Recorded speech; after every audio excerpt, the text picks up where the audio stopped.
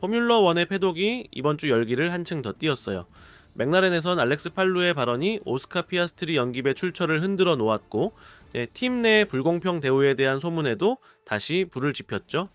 마라넬로에선 해밀턴이 두 번째 기술 보고서를 제출해 운영상의 중대한 결함을 폭로하며 페라리 프로젝트의 긴급한 변화를 요구했고요. 브랭리에서는 메르세데스가 2026년 드라이버 라인을 공식화했지만 짧은 계약과 여지를 남긴 조항들, 그리고 막스 베르스타펜을 예의주시하는 눈빛까지 이미 판이 움직이고 있고, 2026은 벌써 시작되었어요. 좋아요 눌러주시고 구독과 알림 설정도 잊지 마세요. 네, 하이프 버튼도 같이 부탁드릴게요. 출처는 설명란에 있으니 꼭 확인해주세요.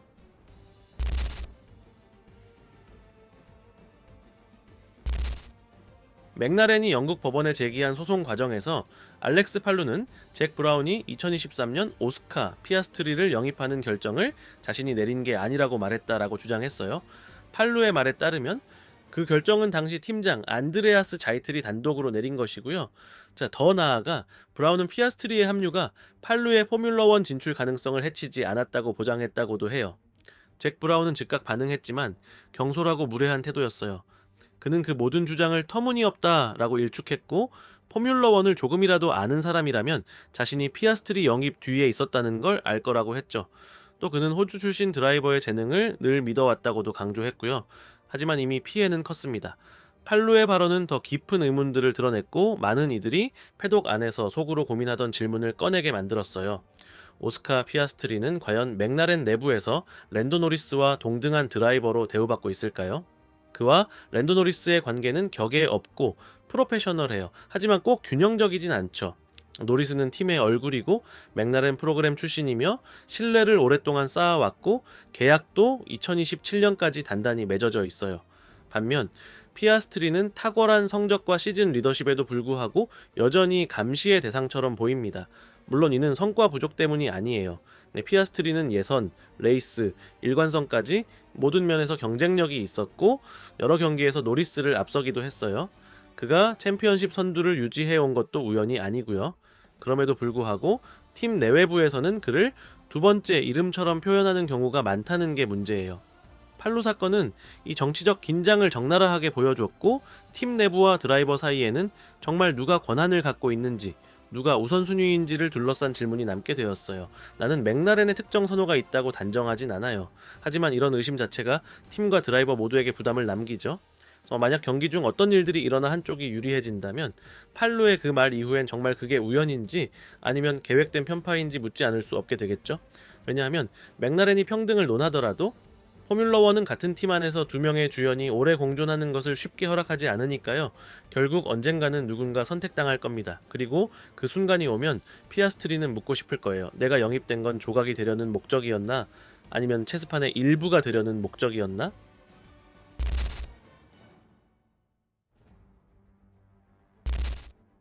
마라넬로엔 뭔가 이상한 기운이 감돌고 있습니다. 그리고 이건 어저늘의 이야기가 아니에요. 루이스 해밀턴이 페라리와 계약했을 때 많은 이들은 그 상징적 의미에 주목했죠. 현대시대의 위대한 챔피언이 슈마허 신화가 세워진 무대에서 커리어를 마무리하겠다니 시처럼 느껴졌습니다. 하지만 현실은 전혀 다른 이야기예요. 최근 몇 주 사이 해밀턴은 내부에 제2의 기술 보고서라 불리는 문서를 전달했어요. SF25 프로젝트의 구조적 결함, 그리고 레이스 현장에서 페라리가 생각하고 일하는 방식 전반을 세심하게 지적한 문건이었죠. 해밀턴 본인 말에 따르면 현재 절차들은 구시대적이고 혼란스럽고 비효율적이며 가장 나쁜 건 팀이 드라이버의 의견을 잘 듣지 않는다는 겁니다. 이런 비판은 7번의 세계 타이틀을 가진 인물이 한다면 그 무게가 남다르죠. 패독에선 논란이가 없었습니다. 왜냐면 진실은 이미 분명하니까요. 자, 페라리는 시간을 멈춘 듯 보이니까요. 수년간 약속만 늘어놓고 처음엔 열정적 시작이지만 결국엔 변명으로 끝나는 패턴. SF25만 봐도 그래요. 타이어 과열이 무작위적이고 중속 고속 코너에서의 거동이 불안정하고 브레이크 문제, 리프트 앤 코스트 전략, 데이터를 실질적 성능으로 바꾸지 못하는 만성적 무능함까지 여기 채널에서 이전 영상에도 다뤘던 문제들이죠. 해밀턴은 대화로 문제를 풀려 했습니다. 존중과 협조를 들고 들어왔고, 그러나 그가 싱가포르 그랑프리 이후 말했듯이 몇몇 회의는 계속 제자리 걸음 같았다고 하더라고요.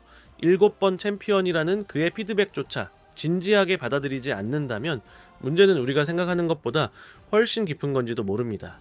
여러 면에서 지금의 페라리는 과거의 윌리엄스를 떠올리게 합니다.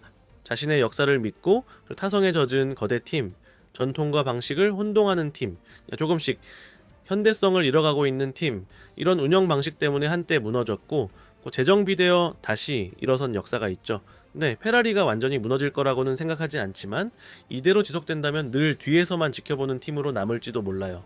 이 얘기를 꺼내는 건 쉽지 않지만 페라리는 평범한 팀이 아니니까요.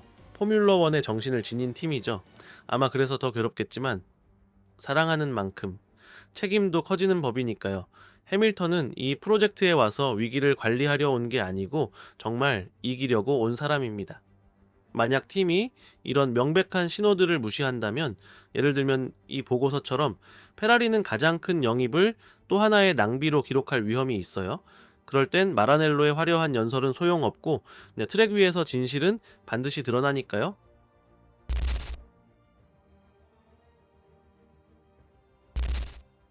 메르세데스의 2026년 드라이버 라인이 확정된 건 놀랄 일은 아니었지만 그 선택이 많은 걸 말해줬어요.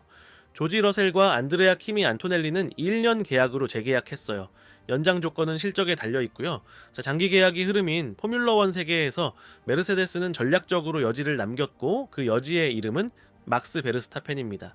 베르스타펜도 러셀, 안토넬리처럼 2026년 말에 이탈 조항이 가능한 계약을 맺었고 브랭리에서는 그걸 숨기지 않아요. 문이 활짝 열렸다고 보진 않지만 살짝 열려있다는 건 분명합니다. 팀도 만일에 선택을 할 준비를 해 두려는 듯 하고요. 그 사이 러셀이 중심을 잡고 있어요. 권위 있게 해왔고요. 27살의 나이에 그의 커리어 최고 시즌을 보내고 있어요. 두 번의 우승, 뛰어난 일관성, 메르세데스의 득점 중 70% 이상을 책임진 그는 숫자만 봐도 압도적이지만 더 인상적인 건 태도예요. 러셀은 지금 다르게 말하고 행동해요. 홍보 일정도 줄이고 가족과 시간을 보내길 원하고 무엇이 진짜 중요한지 깨달은 듯 보이고요. 메르세데스는 이번엔 그 목소리를 들었습니다.